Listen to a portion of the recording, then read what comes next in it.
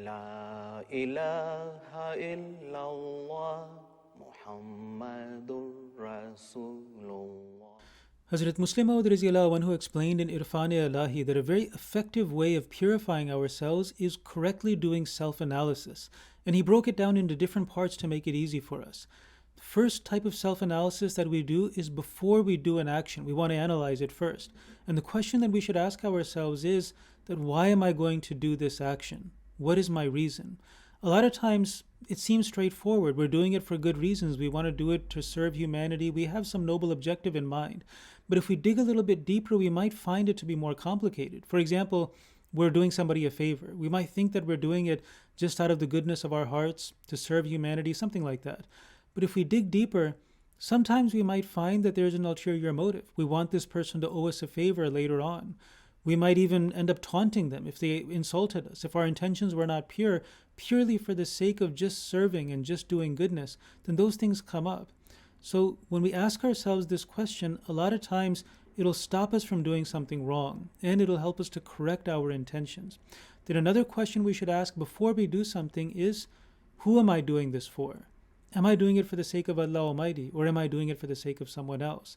For example, before we do some Jamaat work, we can ask ourselves this question. Do I just want to be seen by people? Am I doing it out of, just for the sake of the Qaid or someone else?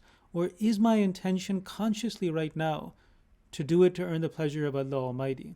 So this is also a very important question. A lot of times along the way, we forget why it is that we're doing something.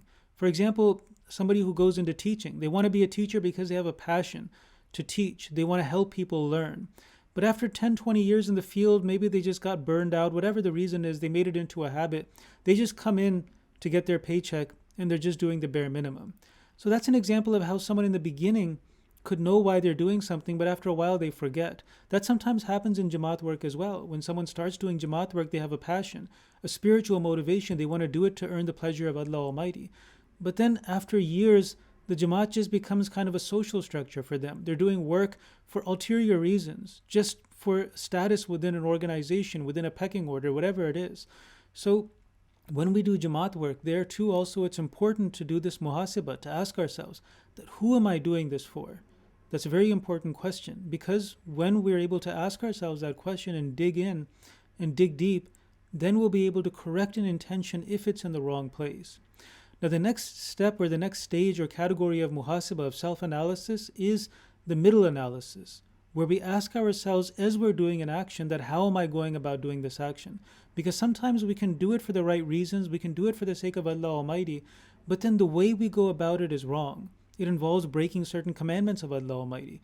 For example, we might want to help somebody, give them legal advice on a case that they have. Among lawyers, this is an issue, that there's so much lying and falsehood, sometimes they become numb to it. And in different parts of life, we can think of our own example. But there, somebody might think that I want to help somebody on their case, on their application, and I want to do it for the sake of Allah Almighty. But then along the way, then they give the advice to that person that it'll strengthen this part of your case if you lie about these things.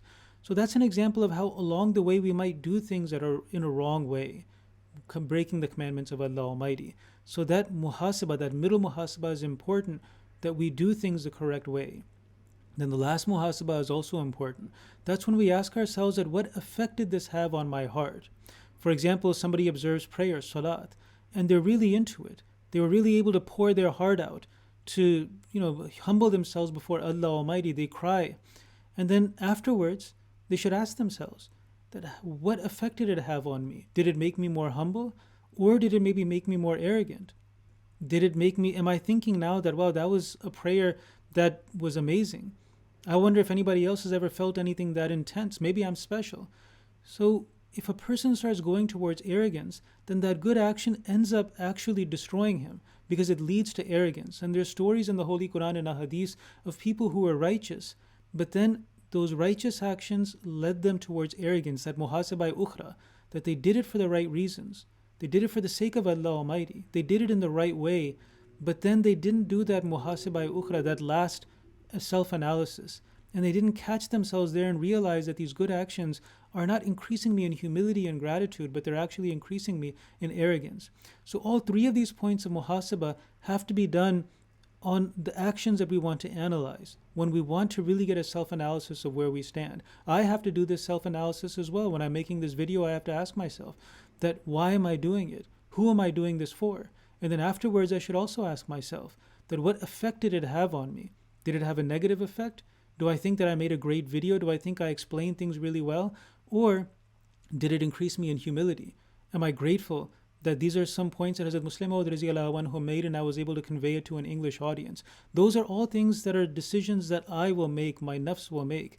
And that is what determines whether an action that seems good on the surface is actually good or actually bad in the sight of Allah Almighty. So if we get in the habit of this self-analysis, Hazrat Muslim Maud Riziyallahu anhu said that muhasabah, if we do it in this way, then it can be one of the most effective ways in purifying ourselves. La ilaha illallah Muhammadur Rasulullah.